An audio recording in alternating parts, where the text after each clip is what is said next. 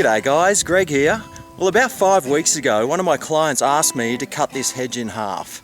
And I was pretty sure it would be okay, but I wasn't positive it would handle being cut in half because a lot of plants don't. So what I decided to do was just give it a test run and see how it would be affected by being cut in half. So let me show you what I did.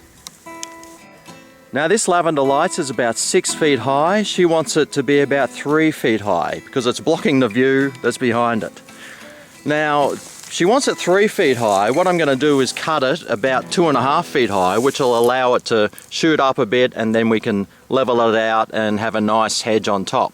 So what I did about 5 weeks ago was cut it off where I wanted it to be cut off, and just to see if it would shoot out again. And here's one of the cuts I did, and as you can see, it's put out a whole bunch of new shoots, so that's a great sign. Now with some secateurs, I cut these bits off here as well, and as you can see they're shooting, so that's great. A little bit further to this side, I cut this off here and that's shooting out. And I cut this piece off here as well, and that is shooting out as well.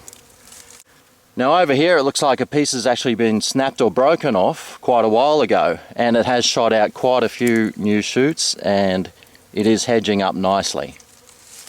So all indications are that this plant will tolerate being cut in half, so let's get started on it. So I want the hedge to be about this height.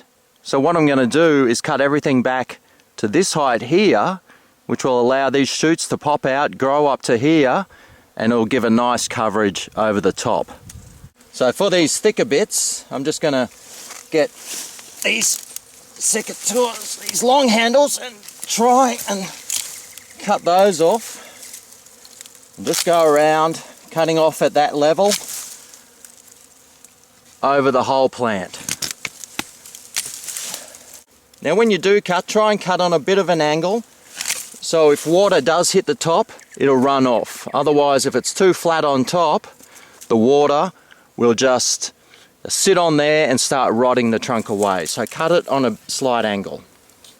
Well, there's a lot of bees on here. I don't know if you can hear them, but there are. So all these bigger bits, I'm just going to cut with this.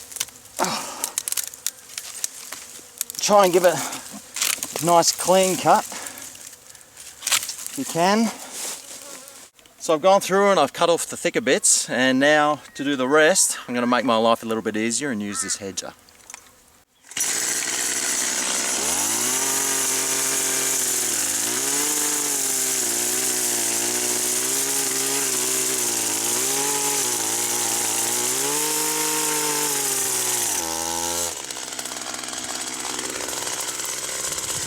Oh man, that is some good exercise. Well, just take a look at the view now once I've cut that back.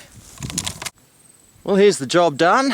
I've cut it in a fairly straight line and it's looking pretty good, and it has improved the view greatly.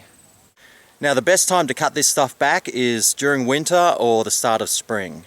Now what I'm going to do to give it its best chance is give it some water and some fertilizer, and hopefully that'll get it boosting along, and it won't shock the plant too much having all of it cut in half.